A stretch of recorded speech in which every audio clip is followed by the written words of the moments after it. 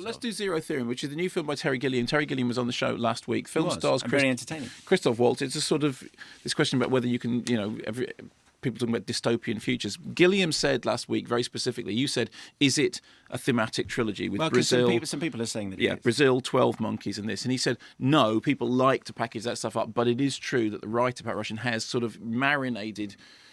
I mean, it is something which is absolutely based in Gilliam world all the way through. So the story narrative is a kind of, it's a rather ramshackle scattershot narrative. Christoph Waltz's central character, Cohen Leth, is somebody who has been, he's working away at his terminal in a job which seems terribly non-specific and terribly pointless, and he is employed by his bosses essentially to unravel the Zero Theorem, which is a theory which will prove that everything is nothing, that all life is ultimately meaningless. Why on earth anybody... Not awesome, yes, no. Right, everything is nothing. Why on earth anyone would want to prove this is a mystery to everybody, not least of all Christoph Waltz, who wants nothing other than to be signed off sick and allowed to work at home. According to your file, you're the most productive number cruncher in your unit. Entity crunchers. We work with esoteric data that have a life on their own and are substantially more complex than numbers. In the experience of this board, dying people are really so productive. Nevertheless, we're dying. No, we're not. Yes, we are. You're not dying. Although, in a way, from the moment of birth, we all begin to die. Call it divinely planned obsolescence.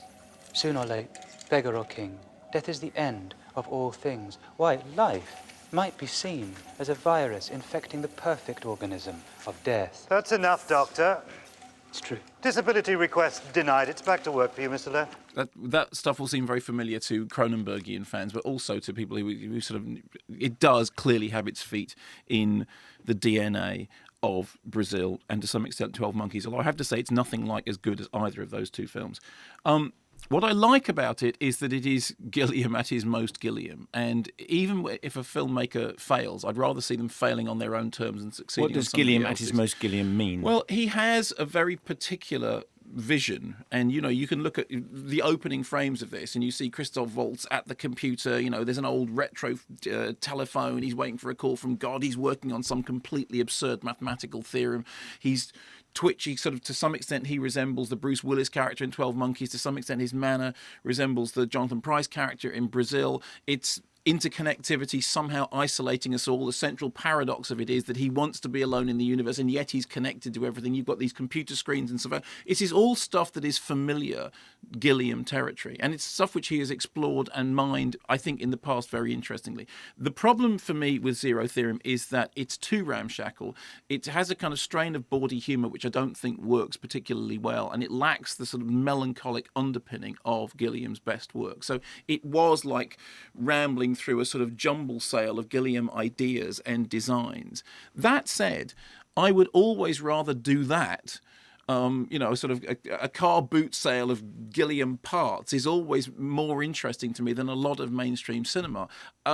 It's not one of his best works by any means, but even whilst I was thinking this doesn't work, this doesn't hang together, there is stuff in there that is, I mean, obviously, you want to get the DVD because you want to freeze frame everything because there's all these little details in the screen that the thing will get richer with subsequent viewings. I don't think it's classic Gilliam by any way. I think some people will find it very wearying. Some people will think it's almost like a pastiche of Gilliam.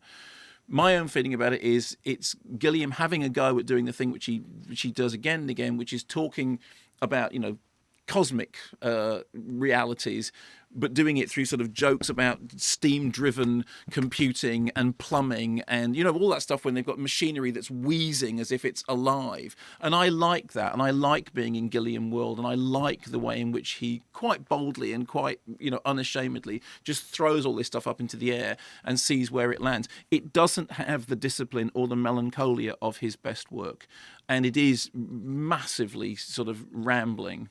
But that's not to say that it isn't fun. It's not to say that I wouldn't advise people to go and see it, because I would. Because the thing is, if you're a Gilliam fan, I mean, put it this way, Tideland is a much harder film to like. Tideland is probably a better film, but it's a harder film to like. And he was waxing lyrical about it when Yeah, he loves Tideland because came up in the interview. Tideland was made in a gap in production during Brothers Grimm when he was being sat on by the Weinsteins and trying to make him make a mainstream movie, make a movie that would fulfill mainstream criteria, and he didn't want to do it. What he wanted to do was Tideland, which is, fiercely kind of independent and almost willfully impenetrable in some places.